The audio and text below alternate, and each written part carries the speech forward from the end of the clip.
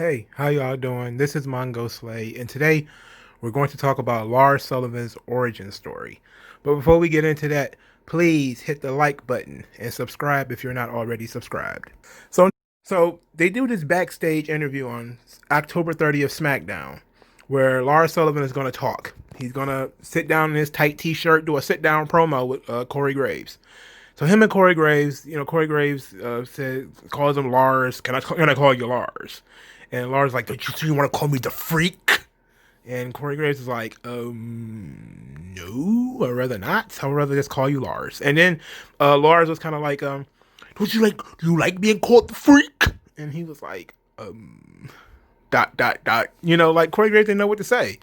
So apparently they went into this thing where apparently it was visible in his voice that Lars does not like being called the Freak.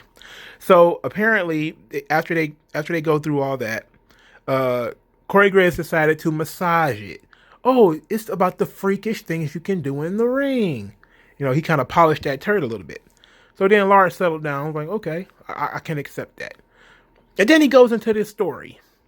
It's supposed to be like Mankind, when Mankind talks about eating the worm and being bullied as a youth. And we went into that. The first time that Lars was ever called a freak, he was 9 or 10 years old. A student, a stranger in a strange land, a new student in a new school. And kids danced around him in circles talking about freak show, freak show. Everybody look at the freak show. And it made him cry. And then the man's eyes started getting pink. Like he was really crying. Like he was really moved by this. And then he said, everyone laughed at me. All the students and the teachers. Everybody laughed. I was like, what? I was officially out to lunch at that point. Because I was like, what is going on? This guy's got watery eyes. He's talking about getting bullied in school. And then he says, they laughed. And then 20 minutes later, everyone stopped laughing. No one ever laughed ever again. And I was like, what? And it was at the end of it, I sat there and I said to myself, no. Hold on. So he says that's what he wanted to do. And then Corey Graves asked him, what are your goals in the WWE? And Lars Sullivan says, I want to turn this place into my own personal playground. I want to turn it into my own personal hell. Whatever that means, so vague. So at the end of this thing, I was left scratching my locks, scratching my scalp. I was kind of like, what? Why did they give him this school shooter ass origin story again? Did we need to know that he was a bullied youth? Like, okay, I mean, if you're going to tell that story, at least tell it later on. Like, this was almost, remember when Mankind did that? When he told that story about being, eating worms to stop people from picking on him? It was to empathize with him, why he's a freak, why he's weird. That doesn't work for Lars Sullivan. Doesn't work because Lars Sullivan is a freak because he looks like an ogre. He's a giant, malformed human being, theoretically, so that was really why he was supposed to be a freak. Now we get that he's a freak because he's just always been called a freak. I don't even know what the hell he's supposed to be called a freak for. Like when he started talking about the kids making fun of him, I was like, what are they making fun of you for? Like, what about you was so weird that kids are making fun of you? Now, that's the missing piece. Why were they making fun of him? Why were they calling him the freak? That's another thing with WWE. Why were they calling him the freak? What? I get that it's supposed to be marketing, but why was he being called the freak? What is freaky about him? Like, I think that it's because he looked like an ogre. But that's not what I was told. I wasn't told anything on the subject. But I just want to know why they turned him into a school shooter all of a sudden. Like, what is up with that? What? Like, you could have. Now, a lot of people don't like Lars Sullivan. I'm indifferent. I don't care whether he's there or not. I just analyze the characters that are put on the screen. Okay, that's what I do. Arguing about whether the character should be there or not, and all of the personal drama behind it gay porn star Lars Sullivan. No, I'm not going to go into all that. Okay, we're just going to talk about what was presented on the screen. And what was presented on the screen was essentially a big wounded man. Now, to be quite honest, it makes some sense. Okay, I'll get into that in a moment because I think I've said this before.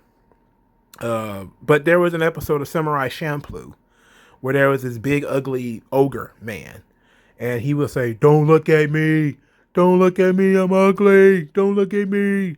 But it was all about him being sensitive on the inside, and I think that's what they were trying to do here. Is they were trying to make Lars insecure and insensitive on the inside, but that should come later. Like he's not even a month into his return, trying to, and yes, I get that, they're trying to get people to chant freak at him as a taunt. Now they've done that before, they used to try, when they get Burger King at Jerry the King Lawler, or you suck at Kurt Angle, or, back in Mid-South, they used to chant Chauncey at Wild Bill Irwin. Chauncey, because they would say that's his real name. His real name is Chauncey. So they would say, Chauncey, Chauncey. He was just responding by freaking out and everything. So maybe that's what they're going for here with the Lars Sullivan thing, is they want you to call him a freak to force him to spaz out or to feel insecure. And, as something to hook the audience with him. And I get that. I just want to know why they did it so early. Why they did it so soon. You could have waited until he was a little bit more established, until, and maybe he can't get more established than he is. He's been around for a long time. He's been under contract for a long time, but he hasn't been wrestling that long. Like since his return, his return, let's put it like that, re-emergence. It's only been like 3 weeks. It's only been about 4 weeks, maybe a month. So we're going to start this whole he's sensitive on the inside thing now before we establish that. I guess they tried to establish that he's some unstoppable killing machine. But you kind of need to do more than just win a match against Jeff Hardy and win a match against Shorty G. And in order to do that, we needed to do more of that. We needed to spend some more time on him wrecking people. And then maybe you build up to this, whereby you have Lars Sullivan going over to the table and telling them, "Stop calling me a freak," and and that's about it. Maybe 2 or 3 times of him screaming at Michael Cole, "Stop calling me freak," and then you get the sit down interview of why he doesn't want you to be called a freak, because this makes him feel insecure. And now the audience who might not like him can start saying that he's a freak, because they want to upset him. They want to make him upset. It's all psychological, of course. But I was stupefied sitting in my seat. Like, they're exposing a lot of this character. They're not letting him get over as a monster at all. Like, because they went to, the whole empathy thing a little soon. It's hard not to empathize with somebody who's been bullied in school. It's kind of, when you go to the whole "I was bullied in school" thing, you're creating a baby face. When you were bullied in school, if you go through those awkward childhood days, awkward teenage days, you're kind of building empathy with the audience. And now all the kids who get made fun of in school is going to look at Lars Sullivan like, "Oh wow, maybe he's not a freak. Maybe I could be like him." And that's the wrong way to look at it. But to go back to well, it depends on what you're trying to do. And since I have no idea what they're doing with Lars Sullivan, he's just sort of floating aimlessly, beating people up. We'll figure that part out. But going back to Samurai Champloo, the whole idea of that giant ogre was that everybody in the village thought he was a freak. He was a giant. He was ugly. And they made fun of him. And he didn't want people looking at him. And that made him very aggressive and made him very angry.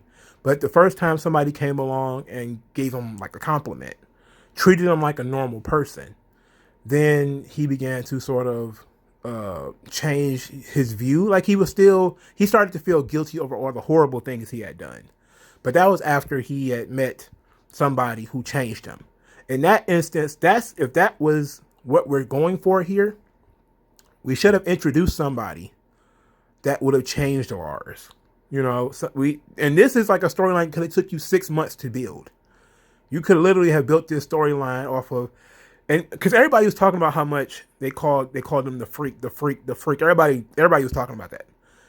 They should have took the time, 3-4 months, of calling him the freak every time he was out there, and then 2 or 3 weeks of him freaking out about being called the freak. And then you introduce somebody who doesn't see him as a freak, but maybe see him as something else, you know, a protector or a unique individual, or somebody else tries to massage it as, you know, you're a freak athlete or something like that. And then he does the sit down and he's coaxed into talking about his childhood. And then he talks about being bullied and picked on and being called a freak in school because he was ugly or because he was big and he was bigger than all the other kids or something like that. He could have done anything. But this, it's too soon. It's too soon. It's too soon for this. Now, I don't know what you do with this character. I don't know what they're trying to do. So I don't know what their end game is, what their goals are. So it's hard to tell whether it was shit or not. But I can tell you, didn't like it. Did not like it. I didn't like it at all. You exposed the character. You exposed his insecurities. Now I'm not so sure if it'll work or not. Hey, Bruce seems to be pretty smart when it comes to SmackDown. He doesn't know shit when it comes to Raw. So Bruce must, whatever pills he takes, must wear off on Fridays, and then he gets back on them, and then they turn his brain to dog shit on Mondays.